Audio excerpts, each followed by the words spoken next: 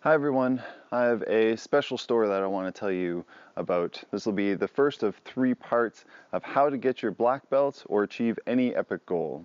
So the reason I'm doing this in a little bit of a different format is that I want to get this information to you out of my brain into the video to someone else that it could help, because this weekend I accomplished something that has been on my mind for many months, and I'm quite proud of what I was able to do, and I want to share that experience with you.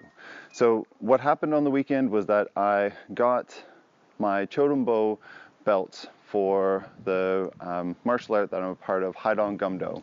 It's a Korean sword fighting martial art, and this is the belt right before black belts. So now I'm only 1 belt away from getting that black belt, and hopefully in October, and I've been invited for that.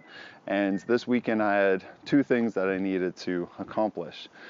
The first was what I call the feats of strength, or others the trials of the sword. But the first thing on Saturday was 1 hour of Dungeon Ho, which is an active meditation where you have to be eyes closed, hands over top, and you probably can't see my legs, but they're in kind of a horse riding stance. It's what is called semi-squat position. Have to be in that position for 1 hour.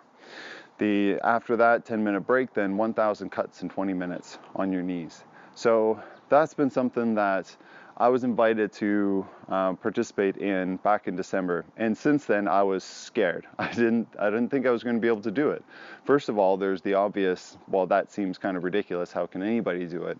But I had my own personal reasons for that as well, and I was scared because of the pain of it, potentially, especially with my hands. My hands, I have a condition called myelorhiastosis, which affects the bone, but also is giving me some neurological symptoms, severe carpal tunnel symptoms by age 26. So that was something that, holding it in this position, I didn't think it was going to be possible. The other thing I was scared of was letting down my community. So this Rethink Pain workshop is something that I'm really passionate about growing. And if I couldn't achieve this goal because of pain, and how am I going to continue to teach this? So this goes back not just to December, but going back even when I was 27 years old, when I had an MRI on my hands. I had to lie still with my arm overheads, but on my back and supported for as long as possible to get these MRI results.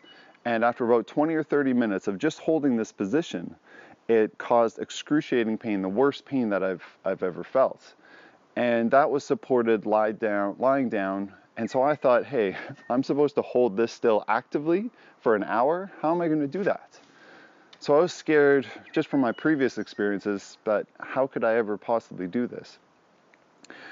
But my goal was, hey, I'm an expert in pain and how it works and how to overcome it, and using your mind and your body in ways to achieve goals. So my goal was to be able to do this position and to hold it there for that hour and actually enjoy it, to feel no pain, to feel comfortable, to go into it with the idea of it being challenging, but that I can accomplish it and I'm excited about it. That was my goal.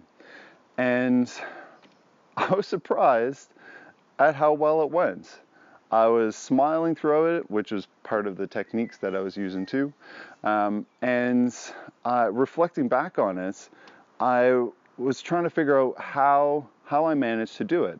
And I realized it was partly due to something I did naturally, but what I'm calling now prep and expect. My preparation that I did in order to achieve this goal gave me the 100% confidence going into it, and to expect the outcome of completing 1 hour of Dungeon Ho in an enjoyable way, and a way that I would be excited to tell people about. And when we're driving to the trials, my instructor, sword instructor, Sean, he said that when he was going through this experience, and he eventually did get his black belt and he's past that now, he was looking for this profound experience once he got his black belt. But what happened was actually something a little bit different. He realized that he was always a black belt, and now he just has the proof. And hearing that going into the experience was something that was reinforced what I'd learned already. So thank you for listening on this first video of 3 parts. The next one is going to be talking about that prep and expect and how you can use that in your life. And then the third part is going to be the specific techniques and how I accomplish this goal and where I'm going next to achieving this black belt. So thank you for watching. Share with your friends. Comment below if you have any questions. Cheers, and until next time, keep living and loving life to its full potential.